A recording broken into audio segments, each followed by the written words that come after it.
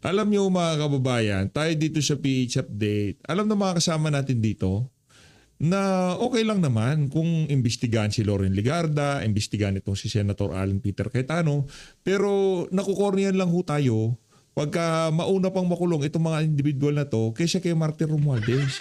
Anak ng tokwa, ano pa bang ebidensya ang iyong hinahanap? Yung mga Brave 18 nagsalita na. Nawawala ang pera. Sinabi nila, diniliver nila dito kay Martin Romualdez. Sino ba si Martin Romualdez? Dating speaker. Sino sinasabi nila nagpadala ng pera? Dating appropriation chairperson. Ba't nagtatago si Romualdez? Yan ang problema ho natin dito mga kababayan. Kaya naman, dito sa video na to, tatalagayan itong si Senator Alan Peter Cayetano, yung naging press con kahapon, itong si Bonjing Reymulla. Pambihira naman, mauuna pang makukulong. Itong si Senator Alan Peter Cayetano at itong si Senator Loren Legarda kaysa kay Martin Romualdez. Saan ang hustisya? Yun eh. Hinahanap ng sambayan ng Pilipino at mapahanggang sa ngayong mga panahon na to, hindi pa rin ho natin makagilap.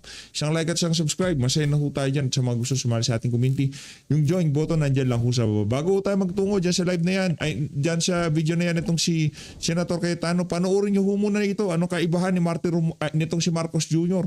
At nitong si dating Pangulong Rodrigo Duterte. Ito, pagbisita sa ospital ng dating Pangulong Rodrigo Duterte at nitong si Marcos Jr. Good? Dito kasi makikita nyo sa body language, sa kung paano tignan nitong si Marcos Jr., itong ating mga kababayan na nasa ospital. Diba? Nakikita nyo ho? Nasaan ho yung kamay niya? Nasaan ho yung kamay niya? Kamay pa lang ho niya, makikita na natin na mayroong problema itong mama na to. Call mo eh. Oh. Hindi man lamang makapasok-pasok. Ayun si Marcos Jr. ho yan ha. Bakit? Bakit na hindi mo man lamang kamayan? Akala ko bang people's president ka? Oh. Yung kamay ho niya parang nandidire. Nasa likod ng nasa likod. Hindi man ganito. Hindi man, kumusta po kayo? Kumusta po kayo? Wala, nandito ho ang gobyerno nyo. Walang gano'n eh. Bakit di mo kamayan? Pakita ko sa inyo yung mukha nung nandidiring presidente sa mga kababayan nating may sakit. Kasalanan mo naman yan eh. Di ba? Wala naman dapat tayo dito sa ganito sitwasyon kung yung pera sa PhilHealth di nyo kinuha. Pinampagawa nga pala ng kalsada. Discharge na po siya. Ang bill po niya, sir, 0.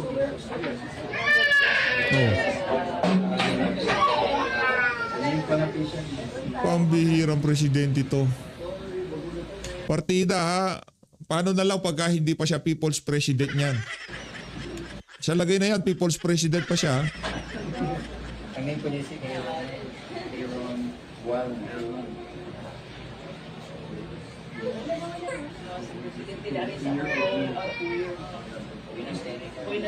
So, alis na. It's just to keep an Tatay Digong, parehong bata, parehong mga ospital. Ito si Tatay Digong. Tanggalin lang natin ng konting music, masyadong malakas si Freddy. Si Tatay Digong, hinahalikan ho niya.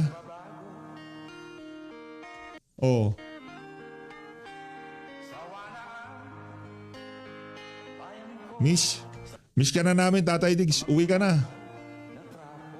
Yan yung presidente na hindi nandidire sa mga may sakit. Bakit siya naka-face mask? Hindi sa para sa protection niya. mga Messi ho yung mga yan, mga may cancer. No, hindi ho sa protection niya para hindi siya mahawa. Hindi. Protection ng mga hinahalikan niya para hindi sila mahawa ni Pangulong. Kasi hindi mo alam kung ano yung dala mong dumi galing sa labas tapos hahalikan mo sila di ba? Hindi yan dahil sa pandidire ha. Baka sabihin si Marcos di naka-face mask, si Duterte naka-face mask. SOP yan ha, sa mga hindi nakakaalam. Pag kayo bibisita sa mga ano kasi ang tawagin yan kung di tayo nagkakamali, immunocompromise. Diba? Hindi sila pwedeng dapuan ng sakit dahil nga malala yung kanilang karamdaman. Ha? Yung mga Talyanista at Shaymada, tabi-tabi kayo dyan. Alam ko naman ang gagawin nyo, papalipitin nyo na naman yan. Yan ang aming presidente. Yan ang aming pinuno pagdating sa politika dito sa Pilipinas. Kaya kahit anong gawin ni Marcos Jr., hindi matabihan. Hindi matabihan. Itong si dating Pangulong Rodrigo Duterte pagdating sa serbisyo at pagmamahal sa ating mga kababayan. Ni kartiting. Malayo ka kay dating Pangulong Rodrigo Duterte. Sasabihin, si Duterte naka-face mask, si Marcos Jr. di man naka-face mask. Ang bihira, umalis kayo dito, wala kayong alam. Ang mga walang bitaw. Hindi yan protection ni Tatay Digong, protection yan ng mga bata. Yan mga yan, immunocompromised yan. Halik, haplos, di ba? Yung puso talaga ni Tatay Digong nasa mga kabataan, no? Yan ang pinipilit niyang iligtas sa kamay, sa kamandag ng mga droga, pinagbabawal na droga. Miss ka na namin, Tatay Diggs. Uwi ka na.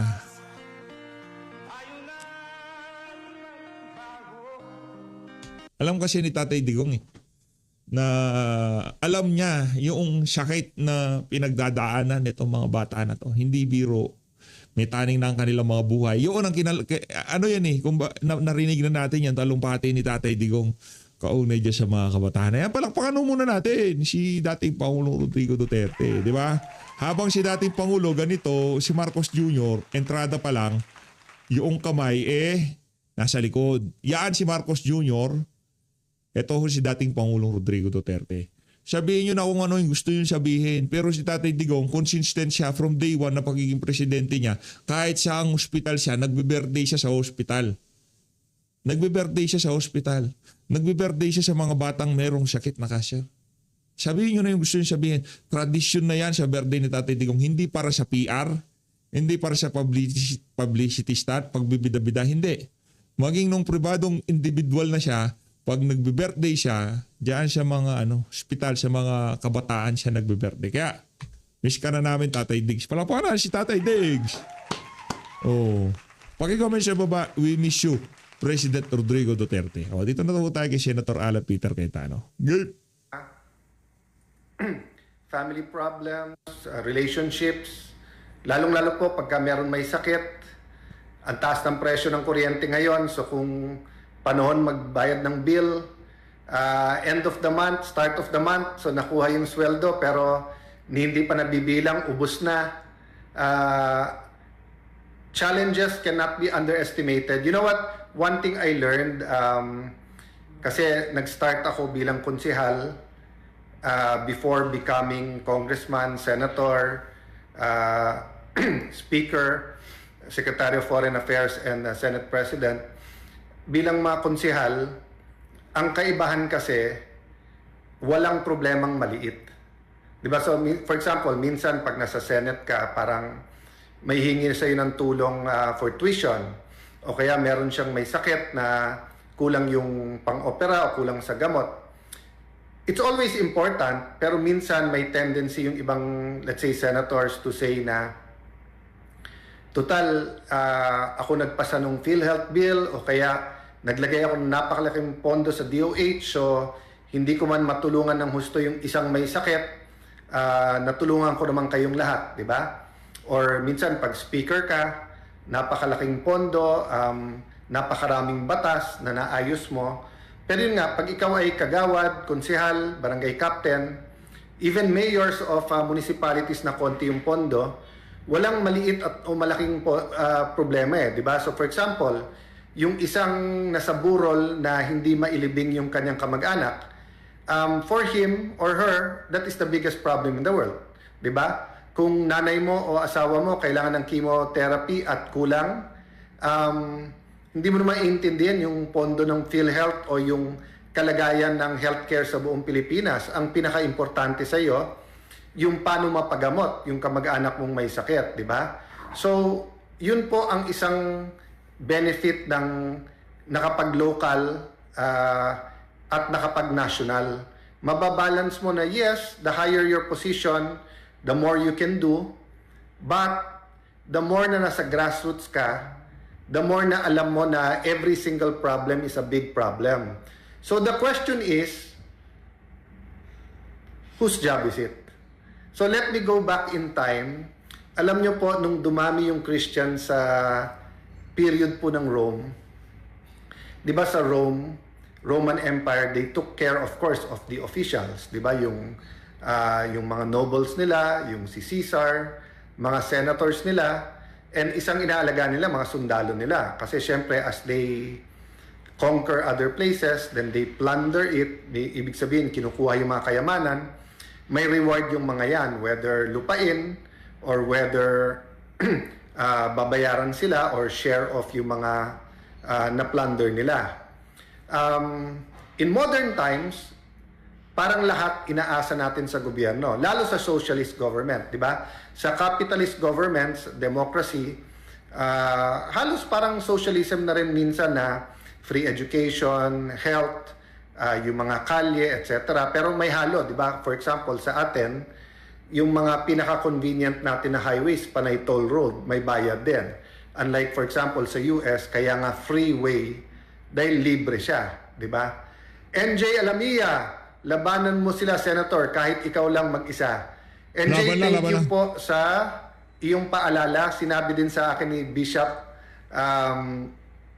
Bam, kung tawagin po namin, si Bishop Oriel, pinaalala niya sa akin na kung may mission sa'yo si Lord, kahit mag-isa lumaban.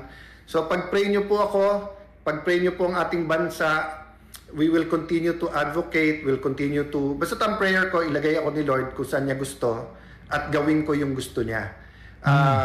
Siguro I'll take this opportunity to thank all of you who's not only, yung iba giving me the benefit of the doubt, yung iba full faith and confidence, and let me assure you, lahat ng allegations na binabato sa amin ay masasagot at let me assure you na maayos dito sa Taguig, di ba? As I keep saying, to the best of my knowledge, walang ghost project dito. May mga technical, may mga kailangan ipaliwanag, pero syempre yung details, kailan, sino, etc.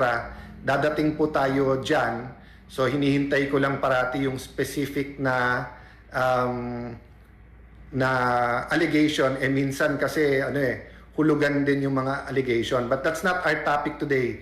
June Bauto from Kuwait, Danilo Leharde watching from Paris, France. Yan, sa Paris pa siya.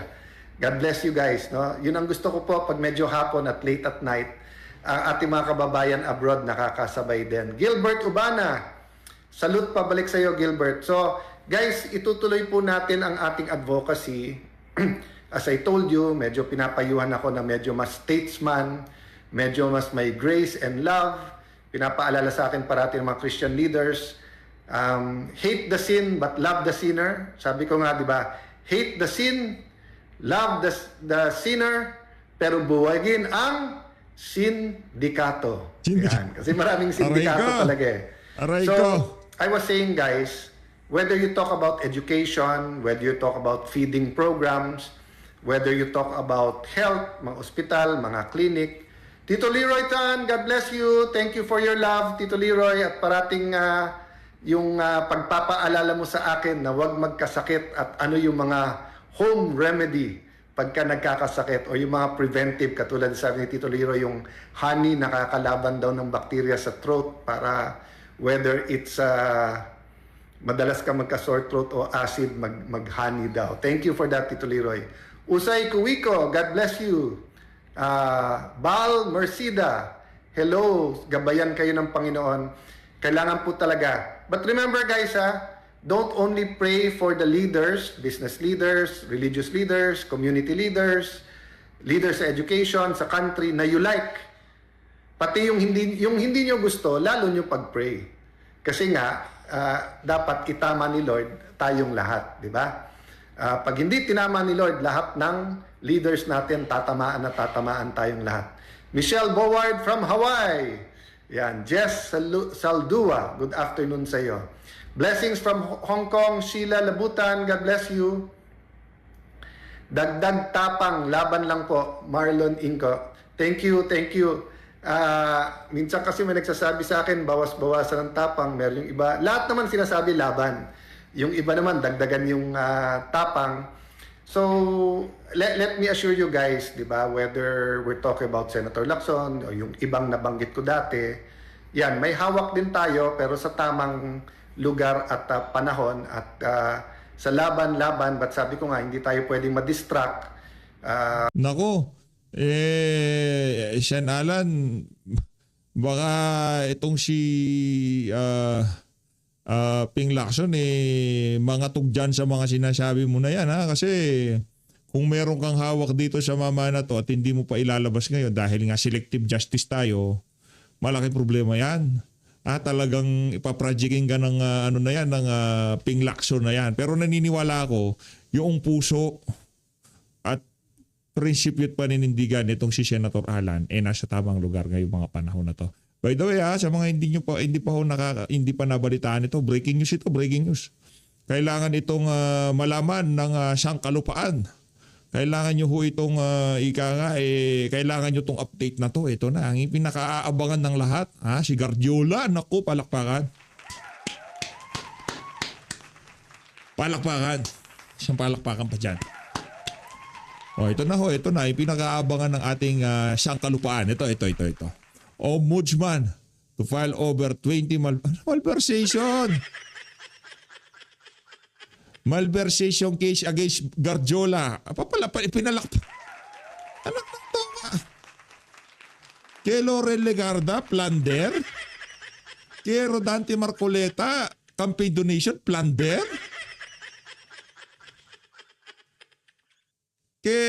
Ano pangalan ito? Kay Mike Defensor, nagbigay lang sa election, plunder. Tapos, ito isa sa mga kaibigan ni Martin Romualdez na si Guardiola na di umano napakaraming project niyan.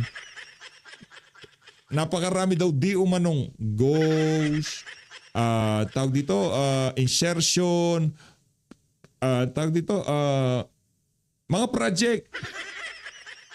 Kasi kay Kong Lian ha, di umano. Tapos sa kanya malversation lang. Palakpakan natin si Boying Remulla. Sabi, hindi lang selective justice, budol-budol justice pa. Ombudsman Crispy Remulla said, his office will file more than 20 counts of malversation. Ba't hindi plunder?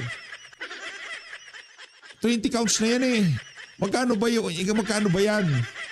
20 counts, tagi 1 milyon. Hindi umabot ng 50 billion. For preliminary investigation against Construction Workers Solidarity Party List Representative Edwin Guardiola. Di budol-budol justice. Akala ko pa naman may hugot na. Wala pala. Akala ko pa naman pala may baon na. Hugot pala. Nakantokwa. Di ba? Ito ba? Ayusin natin kung anong kalaban. Ang kalaban, poverty, kalaban, kahirapan, kalaban, mataas na presyo, kalaban din ay ang corruption. At pag sinabi natin corruption, hindi lang yung tao, pe yung sistema. So guys, whose job is it? So nung Roman times, nung nagkaroon ng Christian community, so pasintabi sa akin mga kapatid dito from the different religions, I just want to talk a little bit about the Christian community during the Roman Empire. Sila nag-start nung radical love at yung pagkakaroon ng mini schools, pagkakaroon ng ospital, pagkakaroon ng mga doktor na libre.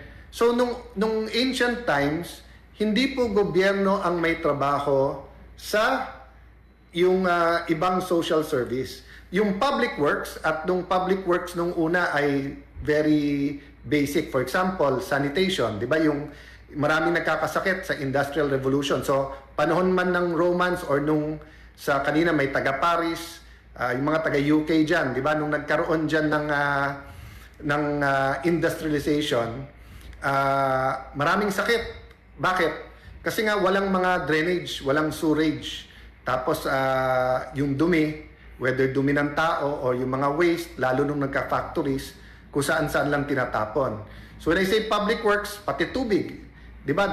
Dati kaya nga tabi ng river parate. That's why the richest civilizations, for example, Egypt sa tabi ng Nile River, di ba? Nile River, oh. Ang hanggang ngayon, whether Thailand o Vietnam, dahil sa rivers nila, yung agriculture, whether it's rice or whether nga yung delivery or transportation ng mga goods, di ba? But nung mga panahon na yon, Rod Oriesa, thank you. 3 a.m. sa California, pero nanonood na nakikita mo kami at nanonood ka. I'm sorry if I woke you up and I hope worth it yung ating pag-uusapan ngayon. Ang gusto ko lang kasi emphasize is that while it is the duty and responsibility of government to provide for our people, sabi sa Bible, prevent evil and to do good, di ba? So dapat kabutihan ang ginagawa ng gobyerno, then prevent evil. So when say prevent evil, kasama dyan ang peace and order, kasama dyan yung, halimbawa, yung pinagbabawal na gamot, kasama dyan yung, halimbawa, protection of property, yung hindi ka nakawan, di ba? So, promoting good, kasama dyan yung tamang edukasyon. But nung araw, trabaho po ng bawat tao yon. So, nung araw, yung church, hindi naman building yon, more of a community, especially nung hindi pa Holy Roman Empire na kung saan hinuhuli pa yung mga Christians, patago yung churches nila, pero they're practicing radical love by sharing yung pera nila, then building communities, tapos yung mga doktor, paggagamot. So my point is, if you ask, kanino bang responsibilidad na palakihin yung mga anak na responsible citizens? Huwag maging bastos, huwag maging violent sa school, huwag magnakaw. Primarily the parents, the family. Pero trabaho din po ng church yon. Trabaho din po ng imam yon, trabaho din po ng pastor, trabaho din po ng ministro, trabaho din po ng pari yon. Trabaho din po ng school yon, di ba? Kaya nga pinapapasok sa school para turuan ng tama. Pero syempre, kung half day yung school, 60, 70, 80 yung classroom, hindi naman mababantayan ng teacher lahat ng mga estudyante. So karamihan ngayon, barkada at saka social media. At sa social media, hindi natin nababantayan lahat. Marami din pong mga masasamang tinuturo. Marivic Yasui, did I say it correct? From Japan. So, pag may nakita kang beautiful na tao or beautiful woman sa Japan sa afternoon, anong sasabihin mo? Magandang hapon. Ayan. So, magandang hapon sa inyo dyan sa Japan. So guys, Maganda. I wanted to emphasize in our Aray short ko, kamustahan Sinalan. today is that while government, so like SONA kontra SONA, I think we all understand the problem. So for example, presyo ng kuryente, hindi naman kaya ng individual yan. But syempre, kung may extra ka, yung kapitbahay mo wala, pwede mong pautangin or tulungan. Pero for example, sa pagbabantay ng anak, may kapitbahay ka, hirap din siyang turuan yung anak niya, let's say sa math, pero ikaw magaling ka sa math, pwede ka mag-volunteer, di ba? Ang health center niyo walang gamot, may extra ka, pwede ka rin mag-share. So what I wanted to forward here today is that I really hope hindi sumama yung ekonomiya at hindi po maging mas taghirap going to our last quarter, October, November, December. Usually po, ang Pasko, yan po ang time ng hindi lang giving, but yan po ang time na talaga ang Pinoy kasama ang kanyang pamilya. But syempre, pag mahirap yung ekonomiya, doble, triple po ang hirap ng ating mga kababayan during this time. So, if we start changing our culture and mindset, for example po sa US, talagang kultura mag-tip. So, pinag-uusapan namin to lately kasi one benefit of yung ganito na medyo araw-araw may pagsubok, either nagla-lunch or dinner kami ni Lani kasama at saka iba naming ka-close, whether sa bahay yan or whether kung saan-saan, but mas nakakapag-fellowship at magkasama. So binabanggit ko sa kanila. Importante yan. Jolan Rosario from United Arab Emirates. So kamusta na po kayo dyan? Kamusta po mga taga-Israel, taga-UAE, Qatar, Bahrain? Alam ko marami din tayong Pinoy sa Iraq. Let's continue praying for them. Dodi Beards more Parang ako more beard. Dodi, thank you very much. So guys, mabalik ako doon sa pinag-uusapan natin. Minsan mas gusto ko ganitong format kasi nakikita ko comments nyo at nakakamusta ko kayo. Irene, God bless you more. Seth Camara, I love the quote. Hate the sin but love the sinners. Yes, kasi di ba Irene, lahat naman tayo work in progress. So, iba sa inyo, ayaw na ayaw sa akin dati. Baka naman nagbago ako ng konti, gusto niyo na rin.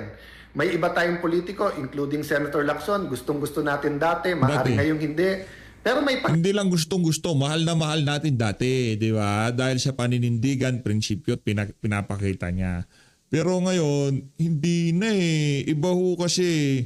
At saka ngayon, kitang-kita mo yung mga politiko na sariling interest lang nila ang tinutulak nila dito sa administrasyon na to. Kaya, sorry na lang kay Senator Ping Lacson, no? Itinapo niya yung kanyang napakalaking political capital para lamang ipagtanggol ang kakurakutan na nangyayari dito sa administrasyon nitong si Marcos Jr. Literal na pinagtatanggol ho niya. Kahit sabihin pa niyang hindi. Pinagtatanggol ni Ping Lacson yung kalokohan na nangyayari dito sa administrasyon na ito. Mantakin nyo. Nasa iyo ang Blue Ribbon Committee. Dinribble-dribble mo. Pambihira ka. Mag-iimbestiga, magre-resign, magpapaligaw, babalik sa pagiging chairmanship, darating yung Master Sergeant Orly Gutesa, tinira ng tinira, pati notaryo. Anong tawa, yung mga may kasong forgery sa impeachment trial ni VP Sara, yung mga may kinakaharap na kaso, okay lang. Kaya Master Sergeant Orly Gutesa, notaryo lang. Binabo yung reputasyon ng mama. Saan ba naman kayo nakakita? Idol talaga si Ping Lacson dati, pero ngayon, sorry to say, yung paghanga natin, wala na ho. Kasi yung political capital niya ay talagang binuhos niya sa mga adik sa Malacanang. Adik, ba't natin lagi PH, ba't mo naman lagi sinasabing adik? Anong katibayan mo? Sinabi ng kapatid hindi naman ako nagsabi noon. O sige na, hindi na nga adik. Bangag na lang. Sa parate, baka bumalik siya sa dati niyang for the truth fighting stance, di ba? So gusto na natin let's not give up on people because God did not give up. Ewan ko lang, Shena, kasi tayo dito sa PH update medyo hindi na tayo masyado diyan sa mga ganyang galawan, di ba? Mahirap yan, mahirap sa totoo lang. Yung nakita niyo na yung Caracas, nakita mo na dami nahihirapan. Dahil magbabago ang timpla ng politika, magbabago din yung pasway-sway ka. Yung mga sinusuportahang politiko o mga opisyal ng pamahalaan, yung mga kagaya mo, Sen. Di ba? Kahit ano maging timpla ng politika, doon ka para sa sambayan ng Pilipino. Kaya ako, sa susunod na eleksyon, isa sa mga ikakampanya ko yan. Up on us, di ba? Jen Nessa, watching from Italy ba yan? Flag ng Italy. Laban, thank you, Lee. Yan. Mayo, nice. Laban Sen, thank you. So guys, yung responsibility natin, hindi lang sa sarili at pamilya, hindi lang sa loved one, nandun din sa ating community. So if we help each other, government can help those who cannot help themselves. For example po, sa palengke, marami po sa palengke, actually even sa pila ng tricycle or anywhere we go, 5-6 talagang inuutangan. And again sa mga nagfa 5-6 naman, I'm not saying per se masama ang ginagawa kasi negosyo din yan. At may mga hindi nagbabayad din, so kailangan maganda din ang tubo. Doon po sa hindi familiar, ang 5-6 po, pautang ka ng 5-6 ang balik sa'yo. So more than 20% kasi. So halimbawa po, papautang ako 5,000 pesos sa palengke, babayaran ako ng 200 a day. So at the end of the month, 6,000 na yan. So can you imagine if you have 500,000 in January, by February, if you have 500,000 na napautang, meaning 5,000 na napautang sa 100 people in January, February, 600,000 na, kumita ka na ng 100,000. O, yung 600,000 mo, 20% nun, 120,000, 720,000 na pera mo sa March.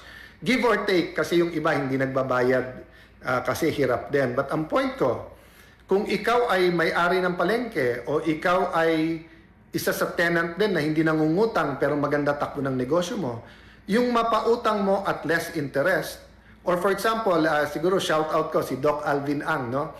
Sila nung asawa niya, may ano po sila, it's not a panata, it's a commitment na they will continue to help people in financial literacy, no? So, ang target nila mag-asawa para both yung lalaki at babae ay nakakaintindi. So, for example, meron kang gift ng financial literacy, may co-op or wala pang co-op yung palengke o kaya talipapa. Let's say sa kalye nyo may 10, may kalenderya, may barberya, may parlor, may bentahan ng bigas. O, kakasabi ko lang, kalenderya, Karkar, Cebu, napakasarap dyan ang chicharon at saka ng lechon. Yung, yung chicharon bagong luto na may taba, tapos napakalutong, tapos in front of you pa, di ba? So, shout out sa mga taga-Karkar. Maayong hapon sa kaninyong tanan. Kinahanglan akong adto dyan sa inyo. Soon. Sana po time kami. From Qatar, Jason. So, assalamualaikum lahat ng ating kapatid na Muslim. So guys, when we say whose job it is, huwag tayong magturo kaagad na trabaho ng mayor yan, trabaho ng presidente, trabaho ng gobyerno yan, trabaho ng pari yan. I-include din natin ating sarili. Kasi the more na we think as a community, as a bigger family, more na makakaligtas tayo o makakaraos tayo sa mga problem areas at the more magde-develop tayo. Maybe I can shout out and take a page out of the Filipino-Chinese associations. So halimbawa, bago ka sa Filipino-Chinese Association, let's say, nagbebenta ka ng tubig. So lahat ng may restaurant doon, kung pareho din lang ang price ng tubig mo, sa'yo na kukunin para makatulong. O kaya pag member ka na at let's say hindi ka ganun ka well off pero may anak kang magaling, baka scholar nila. So yung sense of community, yung tribalism itself, minsan masama na parang my tribe versus your tribe. But yung sense of community sa isang tribe, maganda po yun.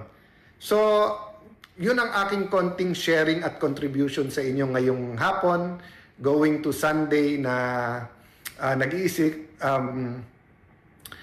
Thank you po sa lahat ng nagbabanggit sa Taguig. I will continue to invite not only Senator Lacson, not only his staff, but everyone. Iba kasi yung sa papel-papel, iba yung sa picture-picture. Tignan nyo yung budget, pumunta kayo sa lugar, makikita nyo yung nandyan talaga yung project at magaganda. Again, to the best of my knowledge. But thank you sa lahat ng encouragement. Lori Ann Alcazaren, Zara Punsalan, Rosemary Diwa, God bless you too. So guys, when we are asked, whose job is it? Anong biblical principle doon? Sabi po sa Bible, love God with all your heart, with all your strength, with all your mind, above everything and everyone. But may kasunod, love others as you love yourself. So question, kung gutom ka, will you feed yourself? Kung may sakit ka, will you bring yourself to the doctor? Kung sinabi ng doktor may kailangang gamutin, will you spend for yourself na paggagamot? Or Mga simpleng salita lang ho yan, pero ika nga may kurot yan kung talagang bilang mga ordinaryong Pilipino, nanamnamin natin. No? Hindi mo kailangan maging ika nga kagaya ng pananampalataya nitong si Senator Alan Peter Cayetano. Yun na lang kumbaga kung yung isa pa sa mga golden rule, di ba? Gawin mo sa kapwa mo yung gusto mong gawin nila sa'yo. Ganun lang naman ako simple yun. Yung mga sinasabi ni Senator Alan Peter Cayetano, hindi ko natin narinig na lumabas sa bunganga ng ibang mga politiko ito. Kaya tayo natutuwa, yung mga sinusuportahan natin politiko, bago mag-umpisa, ika nga talagang yung pagpaparangal sa Diyos, di ba? Yung, hindi paninira kagad. Hindi kagaya ni Ping Lacson. Entrada pa lang, di ba?